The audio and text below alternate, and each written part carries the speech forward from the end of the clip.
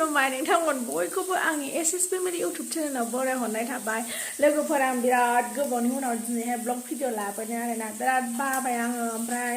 दा मालायफोरनिखौ नुयै एसे गोसोआ एनकारेज जाफिनदों आरोना माने बानायनो साननानै दा नोंथांमोनहाबो नायलांबाय थादो लोगोफोर आंनि हारसिं हाला खामानि मावनायखौ केमेरामेनबो गैया माबो गैया हारसिंनो केमेरामेन हारसिंनो मावनाय आयो जाय फुजि हिन्जावफोरना बिसोर मिन्थिखायो आरोना माबायदि खस्थ' जायो लोगोफोर आं दिनैहाय लावजों नाजों संगोन बिमा लाबोनाय नै नायाबो बिमा बायनाय माने बाबाजों मामिजों बै खाथि आं थानाय खाथियावनो फैदों आरोना ओमफ्राय ओंखाम जालांनो होबाय आं ओमफ्राय आङो नै साराय माराम रामाव ना एवगासिनो दङ आंना साराया माराम रामथारहाय लोगोफोर लेथ्रा थाथारो होनो नाङा दे आंना बिदिनो सारायानो मानोथाय ना एवगासिनो आङो नै फुयो आङो बिराद फुयो नै फुयै दा एसे माबानो हाबाय आरोना माने लोगोफोर संसार जागोदानथार नालाय गोदान संसार जागोदानथार नालाय हारसिं जागोदानथार नालाय ओंखायनो बुस्थुफ्रानो दाबो मा होनांगौथाय गैजोबा आरोना लोगोफोर संखांग्रोबाय आङो ओमफ्राय लोगोफोर आङो नै बेयाव नै थास' बिथ'रिजों ना गोरानजों आरोना जि गोथाव संनानै दोनखाबाय आङो ओमफ्राय नाजों लावजों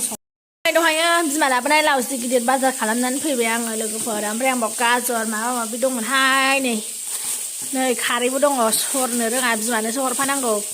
गाजर बिदरुद दंमोन नै गाज्रि जाजोब्बाय जानांसिगोन नायलाय सालाद बानायनो थाखाय माबादों आयदै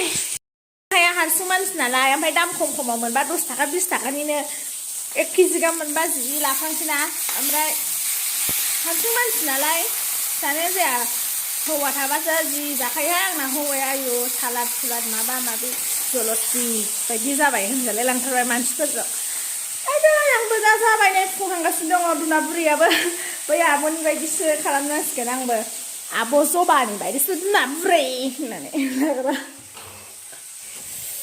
दा लोगोफोर ओंखामबो उखैबाय आङो जल्दि संनानै जानोसै ओंखाम संफुनायावनो आंहा थालिर फिथाइ लाबोदों दहायो मालभग जि दाम 60 थाखाथार बारा मोनाखै अब्लाबो जागोन आं एसे ओमफ्राय बे आंनि खामसालिनि गाहायाव आरोना ओमफ्राय बेसर फोदोंमोन आरोना लाइ फोदोंमोन सिगाङाव लाइखौ जाखांबाय ओमफ्राय बेसर फोदोंमोन जि मोजां बिबार बारबायना ओमफ्राय आं बेखौ दा दावदैजों जागोन आरोना लोगोफोर बिनि बिबारखौ दा नोंथांमोननो देखायलांबाय थागोन आङो नायलांबाय थादो बेसरजों दावदैजों आं जि गोथाव मोनो जौ फाग्लाबाबो जेबो नङा आखल गाज्रिब्लाबो जेबो नङा संसाराव हाब्लानो बुजिखागोन आयौ रोंलाला बेबायदि नङा जाय मानसिया आखल गाज्रिखाना बे मानसिया संसाराव हाब्लाबो बुजिखाया माने मोजाङा खिन्थु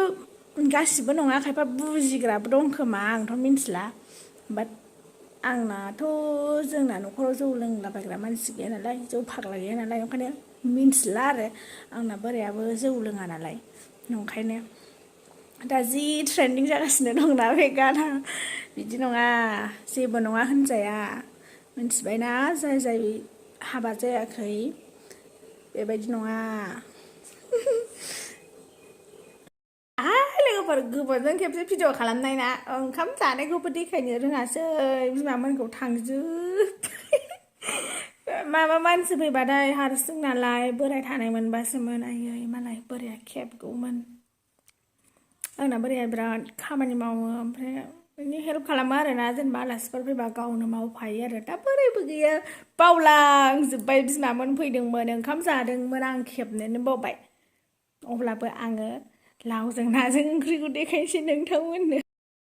आयदै आंबो जाखांबाय लोगोफोर आं दा दसे रेस्ट लानोसै आरोना दावदैजों माबा संनायखौ आङो मा होनोमोनलाय बेयो लाइ बिबार माबा बे लाइ बिबार नङा मामोनलाय बेसर बिबारजों संनायखौ आङो देखायनो नागिरदोंमोन बावनानै थाबाय आं मा खालामबावनांगौ आयो दे नोंथांमोनहा दिनै फार्स्ट टाइम नालाय नायथ'दो सनाफोर ओमफ्राय आंखौ माबा मा गथ' दा नोंथांमोनहा नायथ'दो आरोना लोगोफोर फार्स्ट भिडिअ होनाय नालाय बिराद गोबावनि उनाव खै बोसोर जाखोथाय होयियानो ओंखायनो आङो माबा रोंलायलांला आरोना लोगोफोर अब्लाबो नोंथांमोना नायदे सनाफोर अखिफोर आंनि बिब'फोर फंबायफोर आंनि किउट किउट बिनानावफोर हेन्डसाम हेन्डसाम फंबायफोर हेन्डसाम हेन्डसाम बिबोनांफोर नायथार दे सना दे